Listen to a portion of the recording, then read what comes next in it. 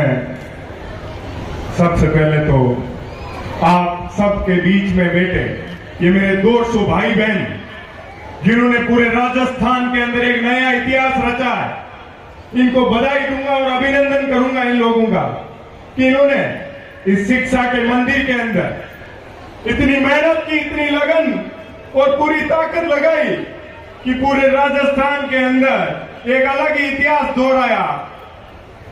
मंच पर आसीन सांगलिया धुनी के महाराज श्री ओमदास जी महाराज और मंच पर श्री परमहंस परमानंद बाबा परमानंद की धरती, जिसको लोसल को बाबा परमानंद की धरती के नाम से जाना जाता है, उस पीठ के पीठाधीश्वर आदरणीय डीआईजी श्री प्रीति चंद्रा जी और उनके माता पिता भाई श्री राम बिजानिया जी, और ये इस लोसल को बड़ा नाम, शिक्षा की नगरी का नाम देने वाले आदरणीय बड़े सर पिता तुल्य श्रीमान बजरंग लाल जी रणवा, शेखावाटी की धरती योद्धाओं और संतों की धरती तो पहले से ही जानी जाती थी, लेकिन इस धरती को शिक्षा नगरी का नाम देने वाले आदरणीय बड़े सर बीएल रणवा जी, जिन्होंने पूरे हिंदुस्तान के कोने कोने से आने वाले भाइयों बहनों को शिक्षा दी, सुनहरे भविष्य की नई ताकत दी, इस राष्ट्र और प्रदेश के भविष्य को सुनहरा करने की हमेशा मजबूती से मेहनत की, उनके चरणों में मैं वंदन करता हूं। मेरे छोटे लाडले प्यारे भाई बहन और इस शेखावाटी की धरती से कोने कोने से पधारे माता तुल्य माताएं, पिता तुल्य बड़े बुजुर्गगण और मेरे लाडले छोटे भाई बहनों, मैं आपको बताना चाहूंगा कि शेखावाटी स्कूल के अंदर जिस पहले दिन मैं आया था, उस रोज मेरे पिताजी आए थे। मेरे पिताजी भी शिक्षक थे, अब रिटायरमेंट हो गए।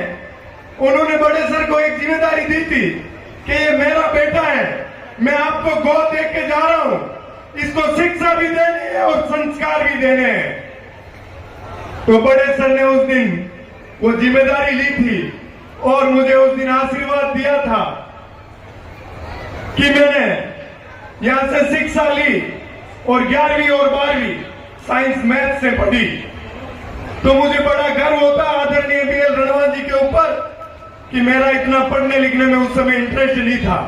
मैं सर को कहता था कि मुझे तो राजनीति करनी है सर, हिसाब से पढ़ा दो लिखा दो। तो आदरणीय बड़े सर कहते थे कि बेटा पिताजी ने जिम्मेदारी दी है, मैं तुझे एक मेरे पुत्र के रूप में अभी तो शिक्षा दूंगा कि अच्छा मजबूती से पढ़ेगा लिखेगा तो पूरे हिंदुस्तान के अंदर नाम रोशन करेगा, चाहे तू राजनीति भी करेगा तो तेरा एक इस तरह अच्छा होगा।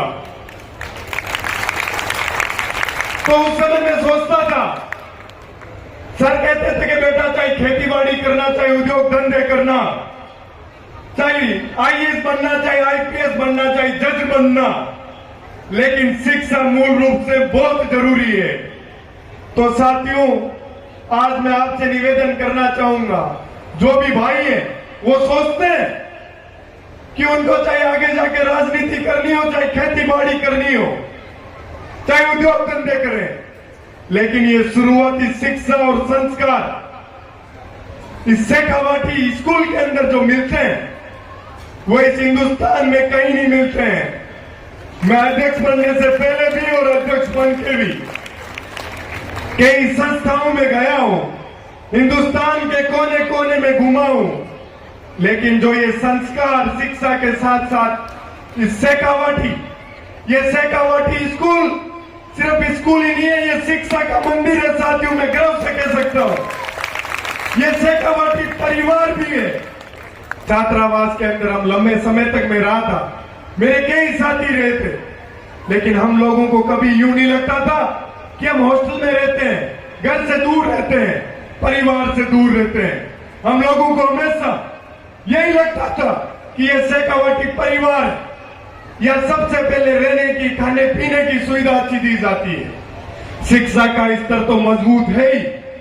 बड़े सर हमेशा कहते थे कि बेटा अच्छा खाओगे पियोगे तभी तो पूरी ताकत से मजबूती से पढ़ोगे लिखोगे और पूरे देश में नाम रोशन करोगे। आप सोचिए, पूरे दिन से इंद्रदेव का आशीर्वाद मिल रहा था, बरसात हो रही थी।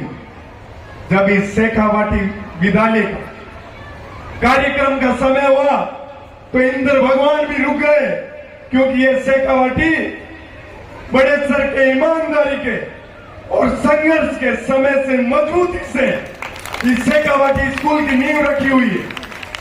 जहां ईमानदारी और अच्छे कर्म होते हैं वहां भगवान भी पीछे हट जाते हैं। तो साथियों, बड़े सर के लिए अपने को तालियां बजा के, इनके चरणों में वंदन करके इनका स्वागत करना चाहिए। यहाँ पढ़ने लिखने के लिए आते हैं। मेरे साथ एक भाई आया जो बाड़मेर का रहने वाला है। सोचिए, उसने 10वीं के अंदर सिर्फ 40% मार्क्स लाया था और इस शेखावाटी के अंदर वो पढ़ लिख के एक परिवार के रूप में संस्कार लेके 85% 12वीं के अंदर उसने बनाए थे। ये शेखावाटी परिवार ऐतिहासिक परिवार है। ना तो ऐसी स्कूल और संस्था कहीं होएगी और ना आज तक हुई है और ना आगे होगी। तो साथियों, बड़े सर का अपने माता पिता के जो सपने अपने से जुड़े हुए हैं उनको मजबूती से ध्यान में रखते हुए सोचिए, अपने कंधों पर देश का जिम्मेदारी अपने कंधों पे, अपन जिस ओर जाएंगे उस ओर इस देश और प्रदेश का भविष्य जाएगा। तो साथियों, बड़ी मेहनत करनी है, बड़ी ईमानदारी से, कि जिस भी दिशा में जाओ, जो भी मंजिल ठान लो। शेखावाटी के योद्धा कभी इतने कमजोर नहीं होते हैं कि उन लोगों ने जो ठान लिया है, जो मजबूत मंजिल पाने का सोच लिया है, वो मजबूत मंजिल उनको मिले नहीं, क्योंकि अपने संस्कार और शिक्षा शुरुआती दौर में इतनी मजबूत होती है। बड़े सर एक एक स्टूडेंट का अपने बेटे और बेटी की तरह ध्यान रखते हैं। ये इस शेखावाटी की धरती के लिए बड़ी बात है कि यहाँ पूरे देश से, पूरे प्रदेश के कोने कोने से यहाँ स्टूडेंट आते हैं, पढ़ते लिखते हैं और अपने भविष्य का नया निर्माण करते हैं। तो साथियों, मजबूत सोच के साथ, मजबूत ताकत के साथ आप लोगों को अपने और इस देश के भविष्य का ख्याल रखना है और सुनहरे भविष्य का अपन लोगों को निर्माण करना है। साथियों, इस शेखावाटी में पढ़े लिखे लाखों स्टूडेंट्स को मैं आज मंच के माध्यम से कहना चाहूंगा, जहां भी आपको आपके भाई निर्मल की जरूरत हो वहां मुझे याद करना, चाहे दिन हो चाहे रात हो। मैं आपकी मजबूती के लिए, आपकी ताकत के लिए आपके साथ आऊंगा, आपको मजबूत करने के लिए, आपकी समस्याओं को समाधान करने के लिए। मैं आदरणीय बड़े सर का धन्यवाद करूंगा। आप लोगों ने और बड़े सर ने मुझे इतना प्यार और आशीर्वाद दिया, मैं बारंबार धन्यवाद करूंगा। और आदरणीय बड़े सर मेरे जीवन पर्यंत पिता तुल्य मार्गदर्शक भी रहेंगे और हमेशा इनका आशीर्वाद भी मुझे रहेगा। जब मैं राजस्थान विश्वविद्यालय के अंदर चुनाव लड़ रहा था तो मेरे पिताजी सरकारी